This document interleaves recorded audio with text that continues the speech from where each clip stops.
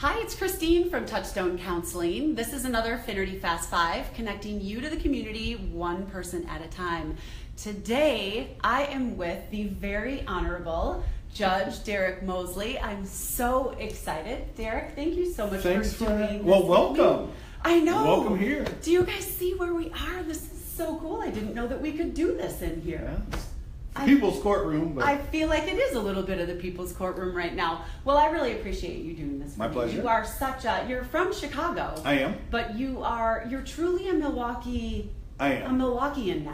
Right. I've kind of adopted Milwaukee as my hometown, and I love it. It reminds me a lot of Chicago. Yeah. But Chicago a few years ago, so I know the mistakes that Chicago's made, and hopefully we can correct those before we get into some problems. Like that. And so you feel like you're bringing the knowledge of Chicago, but you're rooted here in Milwaukee. Now we've got home. you, right? Oh, I'm not going anywhere. This is home. Well, you say this is home, but I do know better than to ask you who your favorite football team is. Well, because I don't think it's appropriate to wrestle a judge in court. I don't think that's okay. I won't say anything. I think we have different. Just bear down. Bear down. We can pack it up now.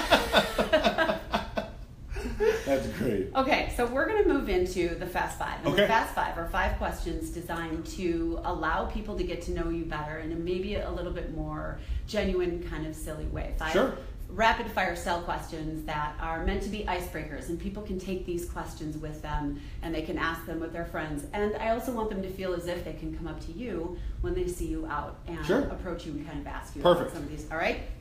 Buckle up. Let's do it. Okay. I know you're a foodie. I am. What's your absolute favorite go-to meal? Anything made by Chef Thomas Hawk at circa 1880. Oh, that's very specific. Anything made by Chef Thomas Hawk. Really? I love the place. Yeah. I love what he's doing over there, and you know, we're blessed, first of all, in Milwaukee to have so many beard nominees and beard finalists, and Chef Carlisle at Ardent, and so anything Thomas makes is I'm okay. You know, if he's watching, we hope he is. What's one of your favorite? Oh, his sweetbreads are to die for. To die for. It's lunch hour and I haven't eaten. I haven't either, so I'm like, we may be going. We may be going there. Okay, when's the last time you cried? Oh boy. Oh, all right. So that's easy. The last time I cried, I was doing an interview. It was right after I got a transplant for my friend, a kidney transplant, and someone asked me what it meant to me. Yeah. And I completely lost it because of everything that I had been going through, and the fact that someone would give something of themselves. Yes. I lost it. In fact, that's kind of like the joke at all these videos we do for organ donation. I'm always crying. So they need someone to cry. They're calling me to come in because when I talk about that story and talk about what she means to me as a donor, it's just because it comes from the heart. Yeah, it's emotional. It comes from the heart, and it means a lot. Yes. It was an amazing thing to have happen and transformational for you. Like transformation, I can't describe it. Yeah. I can't describe it. It's unbelievable. And so that was with the interviewer. You cried with that interviewer. The question was, who were you with too? So. And what's horrible is that video is used by Freighter as their organ donation video. It's not horrible. I'm sure it's powerful. I'm sure it might be powerful, but every time I go to Freighter for my lab test, I go see me crying on this 80-foot screen. You know what? That makes you human. No, that makes you human. People do see the robe. And it's important to understand that you're a human being beneath that robe. That's true. I think that's amazing. Right. Except when you're in court and people say, hey, I saw you crying at Freighter on the video. I'm like, great. You're like, you know what I did. Now back to you. Let's talk about what you did now. Right. All right, so you're a Milwaukeean now. Yes. What's your absolute favorite thing about Milwaukee? My absolute favorite thing about Milwaukee, I like the way Milwaukee is situated. I got a bunch. So how much time we got? We have enough time. Okay, so I like the way Milwaukee is situated because it reminds me so much of my hometown, Chicago, right? Yeah. Right on the lake. What I love about Milwaukee that Chicago kind of dropped the ball on is Chicago built up all the way to the lake. Yes. I mean, literally the Gold Coast of Chicago is right on the lake. Yeah. I love the green space that we have along the lake. Yeah. I love it. You see people flying kites. You see all the walks that take place in the city. Oh my gosh, are always along the lake in that area. And the beaches. The beaches are phenomenal. So I love that. I love the just the diversity. I said I'm a foodie. Diversity of food here. I love the fact when I first moved here, it was not that case. But now it has just evolved where you can have, I'm going to have Ethiopian today, and I'm going to have Serbian tomorrow, and I'm going to have Italian, I'm going to have Mexican, I'm going to have Cuban. I mean, just so many different varieties of food. It is in Wisconsin. I mean, I can't think of another place in this state where you can say, you know what, let's do Korean, or let's do, Ethiopian. I mean, where, Right. Right. What do you think what do you attribute that change to? If it wasn't that way when you came, what do you see as the difference now? Well, here's the third thing I love about Milwaukee. Okay. This is a commercial for Milwaukee. So the third thing I love That's okay, I like Milwaukee. The third thing I love about Milwaukee is its diversity. Yeah. And I think that's what's changed. Yeah. I think that a more influx of people from different places has changed the food scene, has changed the cultural scene. Right. We've always had the festivals. You always had Irish Fest, German Fest, Right. Mexican Fest. We've always had those things. But for the most part, that was really it. You just had the festivals, and that was really it. But now people are branching out more. People are going to eat, in the Latin Quarter, on the south side. And Yeah. people are going to eat out west, and it's expanded past downtown, and I love that. It's nice because I think that part of both of those things, the diversity and the food, they all sort of help one another. And they bring people They together. bring people together. If I could sit down and break bread with you and talk, we're free, we're open, we can eat. We're going to have sweetbread. Right. We'll be going to have Oh, sweetbread. so good. Okay, so a little bit of a left turn. Okay. What's your favorite curse word? Oh. Do you? Really? Do you Oh curse? my gosh. Oh my gosh. Oh. Can I just walk up here for a second? Sure. All right, don't move. Don't move. I hope we can still see you on camera. Oh, I'm coming right back. Don't move. I love this. You never know what's going to happen in court. Look, this is my first time, and I'm so excited. I don't know what's going on back there. Here he So I have comes. these two things on my bench, my which gosh. probably describe better than me saying it. So I have my paperweight. Oh, show the paperweight. You have the paperweight. Can we see this? Wait. Can you see the paperweight? Oh my gosh, that is too funny. And I love my plush pillow. So I've got. So I Wait. guess that answers. Wait. I guess that answers my question. This is fantastic. This is fantastic. Yes, it does. So you've dropped that a couple times. I've dropped it a few times. Literally dropped it. I love it. I don't know that that's what I expected from you, but I absolutely yeah, love it. yeah, I yeah. love that. Okay, what's one thing that you hope to pass on to every person who comes into your courtroom? So here's the thing I hope to pass on. I hope that when someone comes in here, for me it's important for people to remember that we do, let's say I do 800 cases, Mhm. all right? To me it's 800 cases. Right. To that person who comes before me, it's the most important case of their life. Yeah. And it's the most important case I'm going to handle that day. Yeah. So for me it's important when someone comes in, they say, and they leave, maybe if things didn't go their way, Yeah. or even if it did go their way, they say, you know what, I feel like I had an opportunity to speak my piece. Mm. He listened to what I had to say. He might not have ruled in my favor, or he ruled in my favor, but at least he let me speak and Right. tell my side of the story. That's and nice. I felt like I was heard. If I could do that, and it's hard because, like I said, we do 300, 400 cases a day, and so Right. you're just like, whew, Yes. and it's one case after the next, after the next, after the next. But to that one person, it's the most important case that I'm going to handle all day. And so Yeah. I want to make sure that's important to them. I think that the best thing is that you said you allow them to be heard. Right. Because for all of us in any state in life, we just really want to be seen and to be heard. Let me tell my side. It takes a really special person to see as many cases as you see and to allow every single person to feel as if they were heard. Oh yeah. And they were able to speak their piece. Trust me, the people in the audience, in Yeah. the gallery, they're like, no. When you come up here, I'm gonna let you say what you I'm want gonna to give say. you your too. time. Right, you're gonna get your time. And so, I love that. Yeah. I love Yep. that. I think that's a great message. That's 5 questions. Do you see how easy this is? Oh man, We've got a I got couple- 5 for you. We Look got- at this. oh, I would- no. No one's ever really turned the tables on me. That would be funny. But I have 2 discussion questions. Okay. And I think it's important to touch on this because I think I would be remiss if I ended the interview without talking about the fact that humor plays such a big part in your life. Oh yes. And I've heard, I have never been in the court, which Well, is that's a good. thing. That is a good We'll thing. work on that. But I've heard that you haven't had any parking tickets? But I've never. We'll take care of that. Hey, I don't know if I should. You might have one today. Yeah, I might Oh, yeah, have I'm one gonna make a today. phone call. I'm not really sure. I hope I don't. Yeah. But you've seen you've seen all of these cases coming through, and it's hard to have a sense of humor about all of it, but you do, and I think that that's what is really unique about your courtroom. What do you think it is about humor? Why do you think you tend to go to humor? What do you think humor does for you? Humor is very disarming. Yeah. All right, so I can't control the way this courtroom looks like. I can't control the fact that I'm higher than everybody else in the room, right? This is the way it's situated. Yeah. I can't control that I'm the only one wearing the robe. Right. All right, I can't control the fact that you have to sit there and come up and see me. Those are things I really can't control. It's just the etiquette and protocol of the court. Right.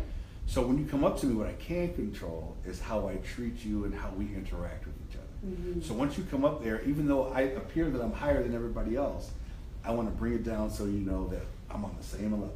Yeah. Okay? You know, I'm just wearing a uniform like you're wearing a uniform if you're going to work. We're on the same level. So it's important that I can communicate the fact that humor helps me to do that. It helps. People are disarmed. It's a confrontational system. It's adversarial. Yes. There's one side and another side. One wins, one loses. Right. Or, you know, and so it's rare that you can get both sides to be happy with an outcome. And so it's important to disarm people initially and then to make them feel like they've been heard. Right. And then render a decision. But while you do that, you know, let them know, hey, you know, I got you, I get it. Right. You're leveling the playing field a little bit, so you're making them feel comfortable. And that's a huge thing. It's intimidating for me to come in the courtroom. And you're just coming as a guest. And I'm coming as a guest. Right. If I have done something that I feel one way or another about, it would be really intimidating. So I can imagine people would really feel comforted. Yeah. I mean, you come in, what you do? You have to go through the metal detector, right? Right. That's intimidating right there. So you come in, come in the metal detector, come into the court, you meet my bailiff, you know, the only person in here with a gun, that's intimidating. Right. And so it's important to disarm and make people feel comfortable. Yeah, and I think that it unites people. Yes. It's really hard, don't you agree, that if you're laughing with somebody, it's really hard to feel hateful or angry at the same time. And that's true. And you know, sometimes it gets too much where everybody starts laughing and then you just like, then it gets out of hand. But we try to have fun in here. Yeah. Because, you know, nobody really wants to be here. Right. And so, except me, I guess. Right. And so it's just, we do the best we can to make you feel comfortable. Where do you think that drive came from? Not just humor, but where do you think the drive to use humor to bring people together? That's my family. So my sister's a stand-up comedian. Okay. So that's what she does for a living. Oh, and so, and my parents, our household was like that growing up. It was just a series of just ribbing on each other and just jokes, and it was you walk by our house and someone is laughing all the time. And it's just the way I was raised. And so I've tried to convey that in our house as well. We try to laugh as much as possible. Yeah. And it just makes life so much easier. Plus, you're easier. I'm a big guy, you know, and so I remember when I was a prosecutor and I would try cases, one of the jurors said, you know, I felt comfortable talking to you even though you were right on us. Because I would walk right up to the jury box and I would talk. Right. And I'm 6'2", and I'm a big guy, and so people are kind of like, when you come up and talk to them, but when you talk with humor and people feel comfortable and it just carries over. It's disarming. It's very disarming. It's disarming. It's nice to hear that that's where it came from, your house, and that could be the way that you guys dealt with things. And you sort of diffused the situation and disarmed any kind of uncomfortable feelings. Tons of humor in my house. I love it. And you brought it to the courtroom, which I think is really something that makes you a very unique judge in Milwaukee. I appreciate that. Yeah. I bring it everywhere. No matter where I'm at. It does seem like you're sort of, every area of your life is sort of steeped in humor. A lot of humor. Yeah, that's what it There's enough serious people in the world. Listen, I totally 100% agree, and I gravitate toward those people who use humor, and I use humor in counseling, and I love to hear that you're using humor here in the courtroom because this is such a serious place. And it carries with it such a big, heavy weight. Right. And so do mental health issues. And so when people come in, they have all of these vulnerabilities, and they're feeling weighted down. And one of the ways to sort of lift them up, level the playing field, and disarm things is to use humor in an appropriate way. Right. In an appropriate way. You're not using it in a negative way. So I absolutely love that. Well, given the amount of cases that you see per year, I am sure that you are no stranger to the fact that mental health plays a very real role in the trajectory permeates throughout the whole system of a person's life. Yep. So are there any ways, what if any ways, have you made adjustments to account for that in the courtroom? Oh, sure. So we actually contracted with a group, and one of the few courts in the state, municipal courts in the state, that actually contract with a group that handles all of our mentally ill defendants, anyone struggling with any type of mental health issues. Because, first of all, the charges alone and the sheer number of charges alone dictate to me as a judge that perhaps we have someone with mental health issues, right? Mm-hmm. They're the same type of charges, a lot of disorderly conducts, you know, a lot of things where, you know, an average person, I can come up to you and just be like, it's okay. Right. But, you know, a police officer comes up and says, it's okay. Some people freak out. Right. Right? And so you see the cases that come through like, oh, wow, you were here last week for disorderly conduct. And I pull up your record like, wow, you have 4 prior disorderly conducts. And so you start to make this connection that perhaps there's something there. So we can call a group that's just on the 2nd floor of the courthouse, and they come down, interview the defendants, and come report back to me and tell me, we've had a conversation with this person and we think there are some mental health needs, and could you craft a sentence that would take that into consideration? So we do that. So we do referrals to mental health services. We provide service through Nami. There's a whole group. It's nice to hear the involvement with Nami. Oh yeah. They're a very good, very strong, very informative organization here. You better believe it. In fact, we have a court team that does the walk, and oh, that's so great. Engaged. That's great. And it's nice. The police are involved now too. They now have a crisis intervention team, CIT team, where there are several officers who've been trained in recognizing mental health issues, and they respond to those scenes and treat it more of a therapeutic approach as more than a punishment approach. It's nice to hear, because I don't think that it was that way. Oh no. Do you feel like you may have helped play a part? Oh yeah, I think we all came to the table and just said, you know, this isn't working. Right. I'm the guy with 60 cases here for all the same thing, and all just involves, you know, mental health needs, homelessness. Some of that, sometimes that goes hand in hand. Right. And so, how are we going to address it? Just keep getting tickets isn't going to address the issue. No, it's not. Nope. It's nice. It's nice. So you feel like our system is better equipped now to handle mental health than when issues. I first came in? Right. Oh, yes. Yes. That's good, and I think in large part that has to do with people like you who come in and see this need and recognize this, that mental health isn't just a group set aside by themselves. It's all about this diversity, this diverse population. Doesn't matter what you look like. We all have stuff going on inside of us, and it takes a really special person to give everyone the time that they need to speak their piece, to be heard, but also to take the time before they come in to really review their record enough to say, hey, let's put some extra eyes on this person. Which wasn't the case before. Right. You know, we were just all about punishment. Right. And it solved nothing. Yeah. It solved nothing. So now we have a 2-pronged approach. Punishment, but I want to make sure you don't come back. Right. So if therapy is the choice, then fine. I just can't have you coming back all the time. Right. So what do we do to solve that? Absolutely. And one of the things that you do is something that you did yesterday, right? Did you have an event yesterday? Yeah. So yesterday we had a warrant withdrawal. This is our second one that we've done, where we try to give people just a fresh start. So you can see a judge, you can see motor vehicles to get your license. So we lift warrants, we help lift suspensions.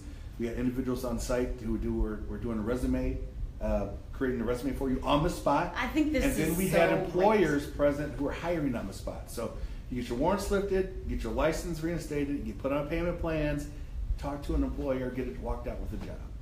It's incredible. Yeah, courts haven't been thinking that way at all. So No, this is really it really is makes me proud to be here in Milwaukee and to know that our courts are doing this and sort of helping at this level to rehabilitate and really lift people up. You're not just putting a ruling on them, but you're saying you're not labeling. You're saying this is your situation now, but we'll help you correct it. We could build 1 million prisons. Yeah. You know? Yeah. But it doesn't get to the underlying problem. Yeah, you're absolutely. And prisons aren't the problem. Right. You know, sometimes, like you said, mental health. You can't send someone with mental health needs to a prison and expect something. Yeah. So finally.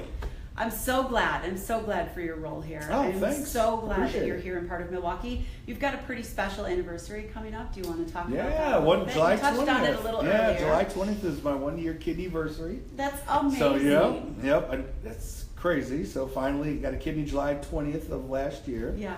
Doing great. My donor's doing fantastic, and we're going to celebrate with the big party and talk about organ donation, hand out information. Everybody gets a squeezable kidney, and I think I think you're just amazing in so many different ways. Appreciate I'm so happy that you're here. I'm so happy that you are sitting here with me right now and talking and just coming up to celebrate your 1 year anniversary. 1 year, I know. I think that maybe, you know, the counselor in me says you could take a day off every now and then. I do. I still take be a few all days. Right, but I really do appreciate you sitting No, with Christine, me. thank you for coming. Welcome to Branch 2. I love this. I absolutely love this. I hope that you guys enjoyed this as well. I hope that when you see Judge Mosley out in the community, you come up and you ask him about his favorite sweetbread. You ask him about the stuffed bomb that he has in his courtroom. And what that really, So the idea here today is to get out, connect, communicate, keep moving forward in your lives. I look forward to talking to you.